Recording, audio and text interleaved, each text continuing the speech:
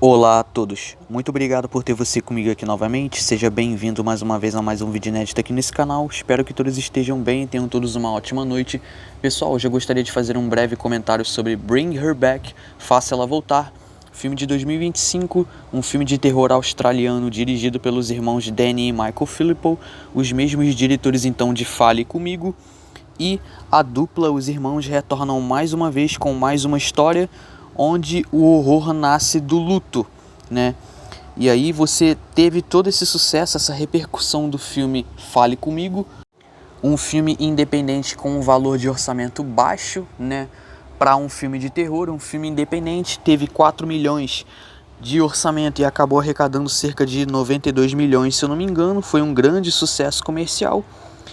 Por outro lado, aqui em Bring Her Back você tem um filme com um orçamento um pouquinho maior, na casa de 15 milhões de dólares mais ou menos, só que aí é um filme que arrecadou muito menos do que Talk to Me, Fale Comigo.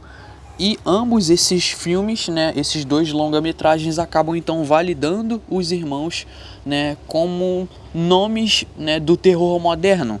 E aí, como tema central da narrativa, eles acabam adotando a questão do trauma.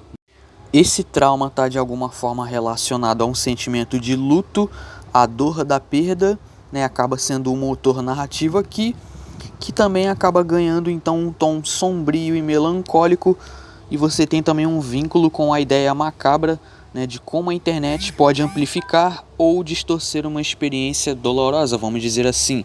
E a gente sabe que o luto, né, e o trauma são ferramentas bastante exploradas no terror contemporâneo. Você tem diversos filmes, né, que abordam o trauma, o luto, né, como eu falei, tema central da narrativa em si.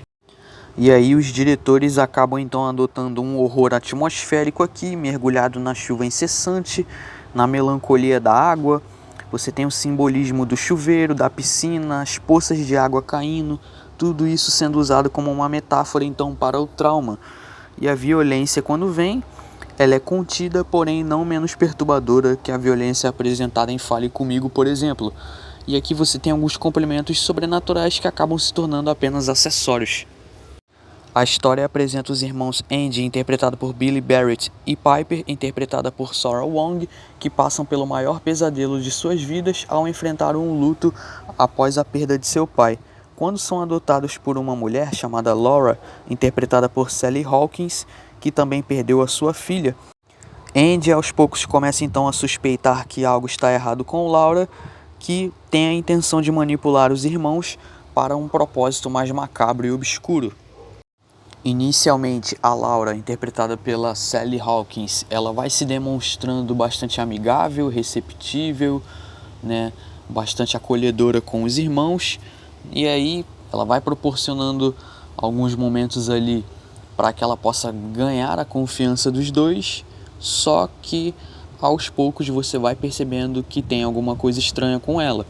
E à medida em que as coisas vai ficando estranhas com a Laura e o espectador vai percebendo isso, o clima da casa começa a mudar, né? O Andy, né, ele vai começando a perceber que tem algo errado ali no local. Você tem também a vulnerabilidade de uma personagem que é a Piper, que ela é cega, e aí o Andy quer completar logo 18 anos para poder ter a guarda da irmã após a perda do pai.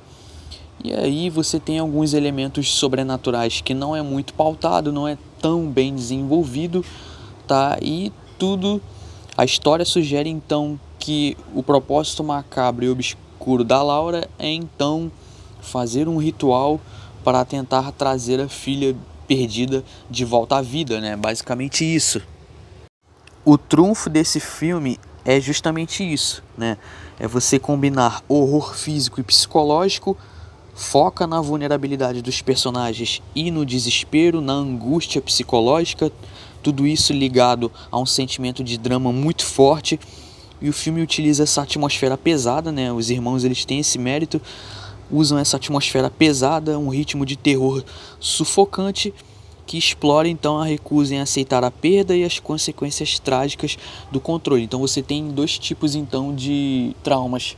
Você tem aquele tipo de trauma que acaba servindo como um start inicial para uma nova vida, né?